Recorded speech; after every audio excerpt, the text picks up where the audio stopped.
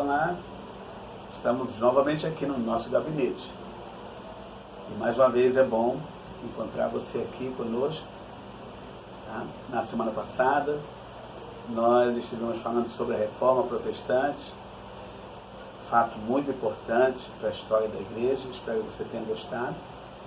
E procure saber mais, se informar mais sobre a Reforma. Hoje, eu quero falar com você sobre o tabernáculo de Deus, que somos nós. Nós estamos iniciando a nossa festividade no dia 11, e o nosso tema da nossa igreja é Igreja sendo o tabernáculo de Deus. E a minha palavra hoje será sobre isso. Capítulo 3 de 1 Coríntios, e verso de número 15,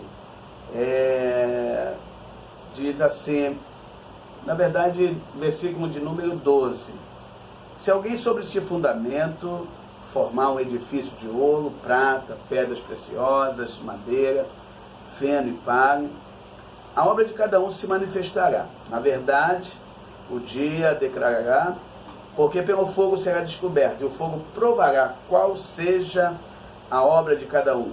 E se a obra que alguém edificou nessa parte permanecer, receberá o galardão. Se a obra de alguém se queimar, sofrerá detrimento, mas o tal será salvo, todavia pelo fogo. Não sabeis vós que sois o templo de Deus e que o Espírito de Deus habita em vós? Quando Paulo traz essa mensagem, esse ensino para a igreja em Corinto, ele estava falando o capítulo 3 ele fala sobre os problemas que haviam na igreja, como dissensões, mundanismo, e ele precisava aplicar à igreja um ensinamento profundo, de qual eles conheciam como judeus, sabiam muito bem a história do templo, o quanto o templo valia e vale para os judeus até hoje, porque o templo representa a presença de Deus, entendeu? A história é bem antiga, mas sempre atual, quando Deus determina a Moisés, através de revelação no monte, a construção do tabernáculo, os materiais, os tecidos, enfim, toda a forma de construção do templo, que Deus estava querendo, na verdade, que eles pudessem ter uma imagem visível do próprio Deus. O templo representaria, o tabernáculo representaria a presença do próprio Deus entre eles, porque tabernáculo quer dizer isso, presença de Deus entre o povo. E quando ele mandou construir o tabernáculo, ele mandou construir para que ele habitasse.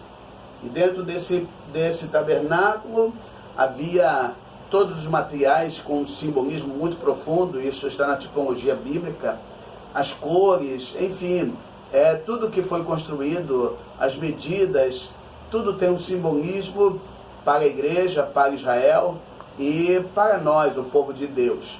Então, quando Paulo vai trazendo esse ensino à igreja de Corinto, mostrando a eles que nós somos o tabernáculo de Deus, isso, o que ele queria dizer é que Deus agora não habitava mais num templo, numa cabana, num edifício. Deus agora habita dentro de nós. Nós somos a essência de Cristo, nós somos a morada de Cristo. E como morada de Cristo, nós temos que viver de forma que aquele que é dono da casa possa morar. Normalmente, a pessoa que mora na casa, ela tem a casa conforme ela modifica a casa. Se compra uma casa já pronta, ela vai ornamentar, vai reformar, vai deixar do seu jeito. Quando vai construir uma casa nova, o projeto é feito dentro da visão de que o dono vai querer se sentir bem dentro desta casa. E quando somos tabernáculo de Deus, aquele que habita em nós, o próprio Deus, é santo, é poderoso, é aquele infalível e que tem prazer em viver na sua casa. Então, queridos, quando Paulo vai aconselhando aos irmãos de Corinto a sermos tabernáculo de Deus, ele está dizendo que nós devemos viver de forma que Deus possa habitar em nós, que Deus possa viver na nossa vida. Ser tabernáculo de Deus não é ter uma placa escrita na frente, eu sou assembleano, sou batista, ou sou cristão. Na verdade, ser tabernáculo de Deus é ser visto desta forma. É ser visto de forma que viver de forma que as pessoas vejam em nós quem habita em nós. E se o Senhor habita em nós, nós temos esta imagem do próprio Deus habitando em nós. O tabernáculo era algo muito bonito e o povo de Israel tinha e tem o tabernáculo até hoje como uma referência da presença de Deus. Eles amavam o tabernáculo, eles iam ao tabernáculo, e esta é uma promessa futura que o novo tabernáculo, um novo templo vai ser reconstruído, vai ser construído para que eles possam voltar a adorar no templo. E esse templo, ele tinha 3 compartimentos: o átrio, o santuário e o santo dos santos. E eu aprendo que isto também representa cada um de nós. Assim como o tabernáculo é dividido em 3 partes, a nossa vida também nós somos trino, nós somos tricótomos, nós somos corpo, alma e espírito. E permita-me fazer em rápidas palavras uma aplicação dessa tricotomia humana e digamos assim, da tricotomia do tabernáculo. Quando a Bíblia fala do átrio do tabernáculo, é a parte externa do tabernáculo que está em contato com o mundo, que está em contato com o exterior, é o nosso corpo. E esse átrio, ele era cercado por um pano branco, uma cerca de tecido de linho fino. E o linho fino representa justiça, pureza. Assim, Paulo nos ensina que o nosso corpo deve ser puro, deve ser santo, né? Deve ser justo. As nossas atitudes corporais devem mostrar que mesmo em contato com o mundo, nós não compactuamos com o mundo. As pessoas, não era qualquer pessoa que podia entrar no átrio, somente algumas pessoas. Então, a mesma coisa as coisas que vêm até nós. Nós não podemos absorver qualquer coisa. Nós temos que absorver aquelas coisas que passam pelo crivo do julgamento da santidade, da pureza, da vida reta com Deus. Porém, no átrio também havia 2 móveis, que era a bacia de bronze e o altar do holocausto. Eles estavam no átrio, apesar de o átrio ser o espaço para as pessoas chegarem, mas havia o altar do holocausto e a pia de bronze. Neste altar do holocausto eram sacrificados animais para purificação, para que os pecados fossem perdoados. Isso quer dizer que o seguinte, a nossa comunhão com Deus começa pelo corpo, começa pelas nossas atitudes, nossas práticas. E devemos, por isso que Paulo diz aos Romanos capítulo 12, verso 1 e 2, que nós devemos nos apresentar a Deus e apresentar os nossos corpos em sacrifício vivo, santo e agradável a Deus, que é o nosso culto racional. Então, o que eu tenho que apresentar a Deus é o meu corpo, a minha pureza de atitude, para que as pessoas vejam O meu corpo é que faz contato com o mundo. Por isso que temos que ter postura. Nossas palavras, nossas atitudes devem glorificar Deus. E todo o nosso exterior tem que glorificar Deus. Eu não posso me parecer com o mundo. As minhas palavras não podem ser como o mundo. As minhas atitudes não podem ser como o mundo, porque eu sou átrio de Deus. Deus já começa a habitar a partir do átrio. Entendeu? É no átrio que está a pia de bronze, onde o sacerdote se lavava antes de entrar no santuário. Então, é no exterior que a gente temos que nos lavar, digamos assim, nos purificar das más atitudes. O Paulo fala muito bem sobre isso, né? Que nós devemos lavar o nosso corpo com água limpa. E essa prática de lavar o corpo com água limpa, podemos aplicar às nossas atitudes diárias, às nossas atitudes constantes. Como é que estamos? Como é que está o nosso átrio em relação ao mundo, em relação ao exterior que vivemos a cada dia? É bem interessante isso. Há pessoas que acham que só importa o interior. Não, o exterior espelha o que há no interior. Se o nosso interior é santo, com certeza o nosso exterior vai demonstrar isso também. Se o nosso interior é puro, as nossas atitudes, palavras serão puras. É desta forma que nós somos tabernáculos de Deus. Segunda parte do tabernáculo é o santuário, onde somente os sacerdotes entravam. A parte, digamos assim, central do tabernáculo, porque primeiro o átrio, depois o santuário, é a parte central. E numa aplicação da tricotomia humana, o santuário representa a nossa alma, nosso psique, nosso psicológico, nossos pensamentos, razões. É nessa área da alma que as nossas atitudes são preparadas para que elas possam ser aplicadas. E elas são preparadas na mente, no raciocínio. É por isso que Paulo diz que devemos ter a mente de Cristo, uma mente renovada, transformada.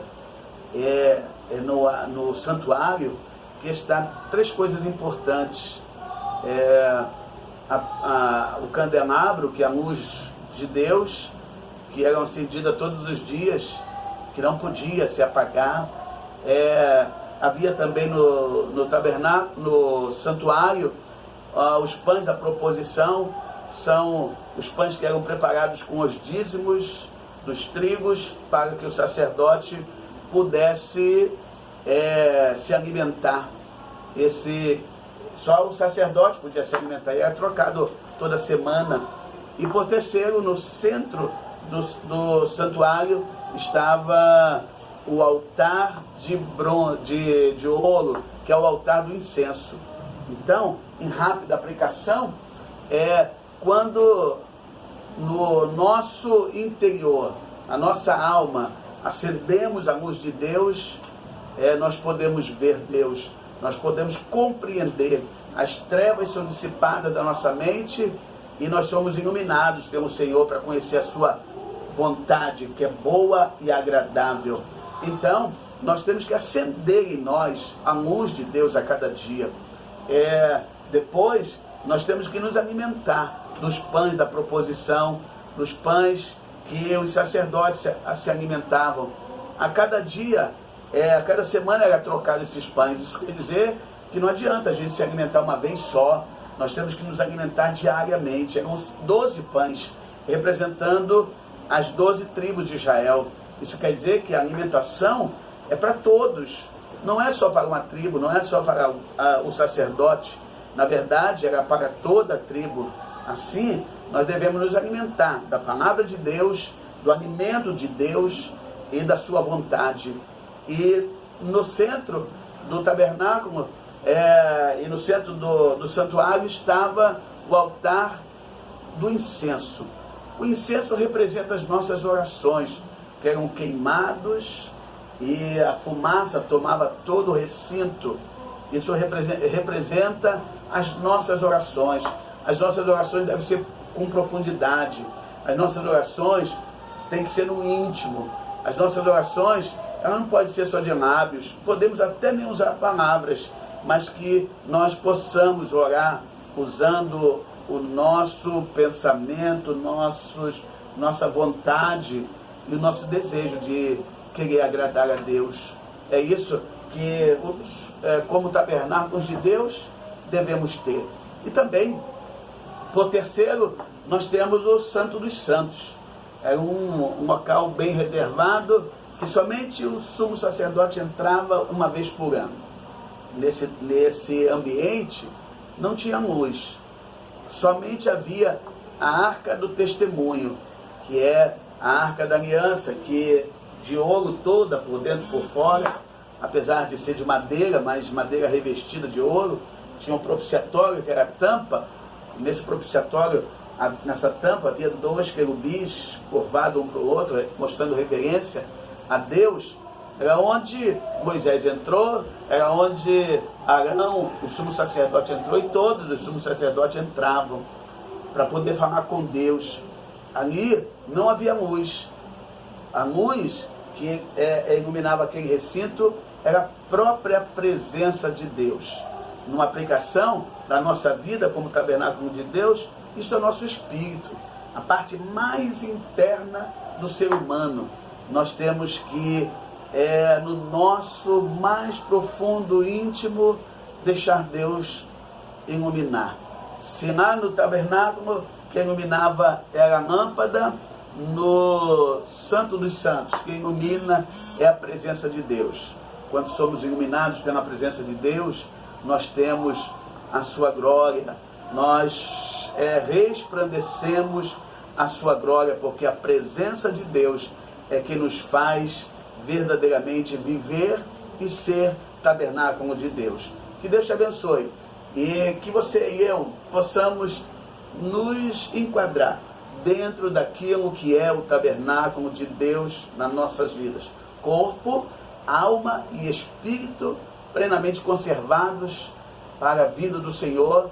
Isso quer dizer que átrio, santuário e Santo dos Santos totalmente preparados para viver a vontade de Deus, a presença de Deus, porque é isso que aguardamos em breve, a volta do Senhor Jesus, para que este tabernáculo, corpo, se desfaça, seja transformado e nós tenhamos um tabernáculo não mais humano, material, mas um tabernáculo divino para vivermos a eternidade com o Senhor.